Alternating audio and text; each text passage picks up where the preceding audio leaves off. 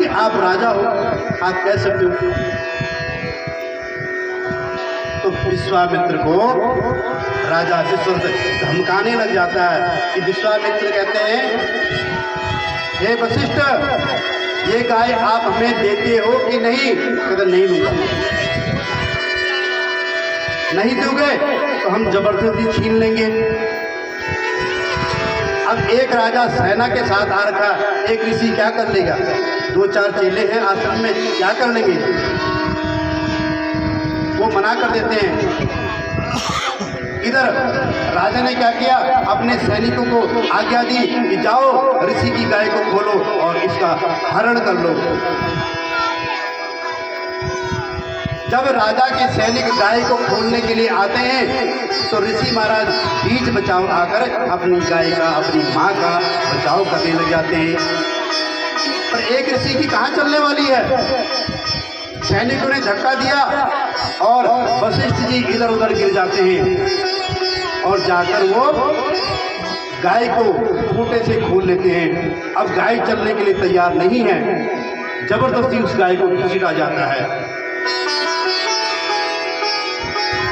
जब जबरदस्ती गाय को घसीटा जाता है तो एक नजर क्षण भर के लिए वही गाय, कौन? नंदनी। गाय का नाम है नंदनी। ये वही नंदनी है जिसकी सेवा राजा दिलीप ने की थी। तो भरी हुई आंखों से, करुण पुकार से, दुखित हृदय से नंदिनी ने वशिष्ठ जी से कहा, हे पुत्र, तुमने आज मुझे इन दुष्टों को सौंप दिया। इतनी बात सुनकर वशिष्ठ जी का हृदय तार तार हो जाता है कि मेरी माँ ने ये कौन सा शब्द कह दिया। मैं तो अपनी माँ को किसी को दे ही नहीं सकता। वशिष्ठ जी रोने लग जाते हैं और हाथ जोड़कर प्रार्थना करते हैं कि हे माँ, मैंने आपको इन्हें नहीं दिया है। आप तो मेरी माता हो, मेरी कामधेनु हो, मेरी हर कामना को पूर्ण करने वाली हो। भला मैं अपनी माँ को इस दुष्ट राजा के हाथ में दूं? तो गाय माता कहती है, तो ये लोग मुझे क्यों घसीट रहे हैं जब तुमने नहीं दिया? तो वशिष्ठ जी कहते हैं कि माँ, ये मेरे आश्रम पे आए, मैंने इनका भोजन व्यवस्था करवाया, इनके मन में लालच आ गया, ये जबरदस्ती ही मुझे धक्का देकर आपका हरण करने मैंने आपको नहीं दिया।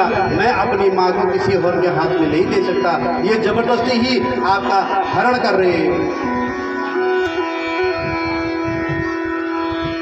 नंदिनी ने पता क्या कहा? पुत्र, अगर मैं चली गई, ये लोग मुझे घसीट कर ले गए, तो तुम क्या करोगे? वशिष्ठ जी की आंखों में अश्रुधारा है। वशिष्ठ जी कहते हैं, हे माँ, यदि ये लोग आपको बलपूर्वक घसीट कर ले गए तो मैं मर जाऊंगा, मैं जीवित नहीं रह पाऊंगा।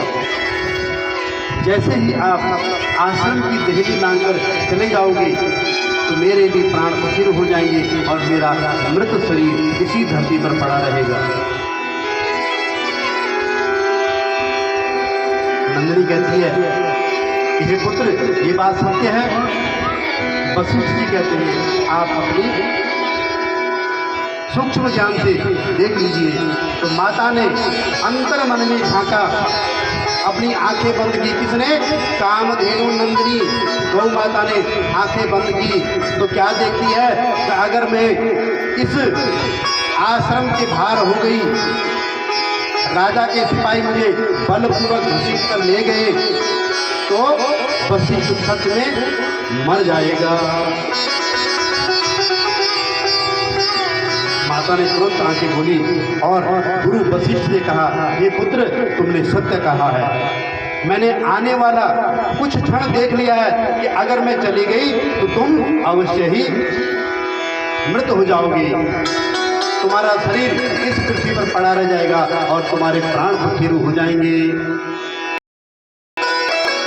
तो माता कहती है कि बोलो पुत्र, अब मैं क्या करूं? तो वशिष्ठ जी ने हाथ जोड़कर कहा, हे माता, मैंने कुछ नहीं करना, अब जो करना है तुमने ही करना है। अब देखिए, दो शब्द हैं, एक अबला और एक सबला। क्या है जी? दो शब्द हैं, एक अबला और एक सबला। जब तक गाय शांत है वो अबला है, और जब उसको क्रोध आ जाए तो सबला बन जाती है। तो जब वशिष्ठ जी ने कहा, हे माता, जो करना आपने करना, तो गौ माता ने कहा कि ठीक है पुत्र, तुम जरा साइड पे हो जाओ। वशिष्ठ जी साइड पर हो गए और राजा कहते, चलो रे सिपाहियों, खींचो गाय को और ले जाओ। अब माता कामधेनु नंदिनी जो अबला थी वो अब सबला बन गई है, अब पूर्णतः क्रोध में आ चुकी है। और जब गाय क्रोध में आ जाती है तो साइंस भी इस बात को मानता है। आजकल की जनरेशन जो साइंस की बातें करती है ना, वो कहती ग्रंथों में नहीं है, वो साइंस की बातें करती हैं। साइंस भी हमारे ही ग्रंथों से बना हुआ है। हमने अपने ग्रंथों को तो पढ़ा नहीं, लोगों ने खूब पढ़ा।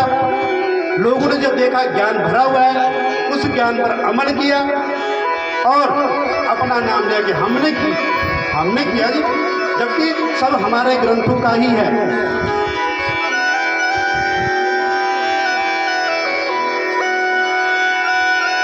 तब क्या होता है कि माता सबला से अबला से सबला बन जाती है और उसके शरीर से तरंगे फूटने लग जाती हैं, क्रोध की ज्वालाएं भड़क जाती हैं और उन तरंगों से, इन किरणों से राजा के सिपाहियों पर ऐसा असर होता है कि जिस पर भी वो किरणें स्पर्श करती हैं, छूती हैं, वो वही खत्म हो जाता है।